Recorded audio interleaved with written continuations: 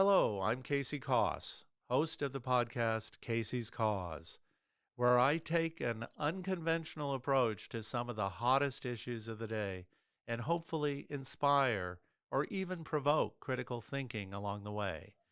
My goal is for us to find common ground through a fresh point of view. I invite you to join me on this journey.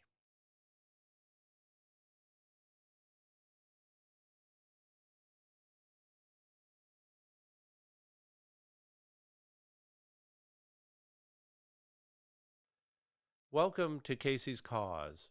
I'm your host, Casey Koss. Two to conceive and only one to abort? What rights and responsibilities do men have during pregnancy? How do you reconcile an equal burden with equal rights? Does it require denial of equal rights of one partner over the other? This is the conundrum we face when women have the physical burden of pregnancy and men do not.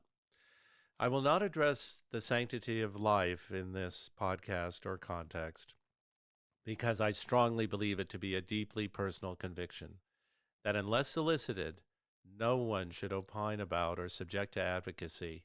I am not interested in proselytizing. I want only to point out that there are other legal and ethical aspects of pregnancy we should consider. Today, men have no rights or responsibilities during pregnancy in our country. Some states in the U.S. have attempted to enact laws requiring spousal consent or notification for an abortion. All of these laws have been ruled unconstitutional by the Supreme Court. Whether spousal consent in the 1976 decision Planned Parenthood v. Danforth or spousal awareness in the 1992 decision Planned Parenthood v. Casey, I had nothing to do with it. In the Danforth decision, Justice Harry A. Blackmun stated that spousal consent was unconstitutional because, quote, the state cannot delegate the authority to prevent an abortion to anyone but the physician and the woman during the first trimester of pregnancy, unquote. That is that. Justice Potter Stewart went so far as to state, quote, the woman's right to make the decision outweighed a father's right to associate with his offspring, unquote. In the Casey decision, the court found spousal notification requirement to be an undue burden that impeded on a pregnant individual's freedom to decide. Quote, the woman's right to terminate her pregnancy before viability is the most central principle of Roe v. Wade. It is a rule of law and a component of liberty we cannot renounce, unquote, as stated by the majority. However, at the moment the Supreme Court decision was announced in Dobbs v. Jackson, the Constitution no longer conferred a right to abortion to anyone. The majority opinion stated the authority to regulate abortion was returned to the people and their elected representatives, delegating control over abortion rights exclusively to the states and referendum process. In stark contrast, by 2011, 13 countries, including Japan, Saudi Arabia, and Turkey, all required an abortion first be authorized by the woman's husband, except in cases where maternal health is a concern. In contrast, American women have opportunities to legally opt out of pregnancy on their own. They can take the morning after pill or have an abortion. Although not in every state, of course, whereas women can reside in or travel to states where abortion is safe and legal, men have no opportunities to opt out of pregnancy.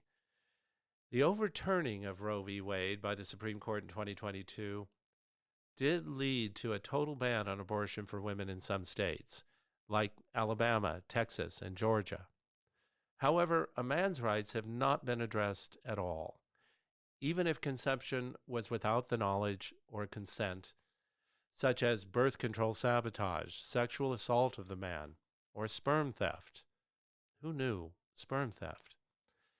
The father of the fatherhood movement, Armin Brott, said, quote, a woman can legally deprive a man of his right to become a parent or force him to become one against his will, unquote.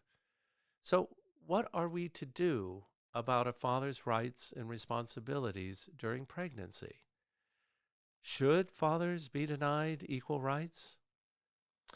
A bioethicist, Jacob Appel, asked, quote, if one grants a man veto power over a woman's choice to have an abortion in cases where he's willing to pay for the child, why not grant him the right to demand an abortion where he is unwilling to provide for the child, unquote. In other words, like the mother, the father would have a right to abort the unborn child based on financial affordability. I call that financial abortion. And it is also possible to take the stance that one must opt in and agree to undertake financial and other responsibilities to be compelled to follow through with them, just like an adoption. And not to mention, but to mention, the health benefits of paternal involvement before birth. Studies reveal increased father involvement helps lower the risk of premature birth and can increase the baby's birth rate. But another study concluded, quote, individual, family, community, societal, and policy factors all play a role in barring or diminishing the involvement of fathers during pregnancy, unquote. Talk about the odds being stacked against you. Recent polling indicates a majority of women say they do not regret having an abortion. However, fewer studies have been done on men's reactions and only documented from post-abortive support groups, with findings of commonalities, such as feelings of anger, guilt, shame, and a deep sadness on anniversary dates. Quote, men are meant to be protectors, so there is a sense of failure. Failing to protect the mother and the unborn child, failing to be responsible, unquote, says 61-year-old Chuck Raymond, whose 18-year-old girlfriend had an abortion in the late 70s when he was a teenager. Quote, there is incredible guilt and shame about having not done that, unquote, says Raymond about his feelings of abdication of responsibility. Another anonymous man who felt forced into fatherhood stated, quote, I fell into a suicidal depression. She didn't care at all. She used me, stole from me what I can never get back, the joy of having my firstborn when I was ready. She put my financial security and the upbringing of my child in jeopardy. She took it upon herself to ruin my life without mercy or care. And it was all because she wanted to be pregnant like her friends, as if bringing forth a new person is something to compete over, unquote. Frankly, I'm against removing the option of choice from either parent.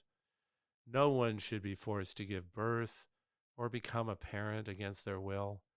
If we ban abortion under penalty of law and expect women to embrace the extraordinary responsibilities of pregnancy, should we demand the same of men as fathers? The law has decided we should not, for now.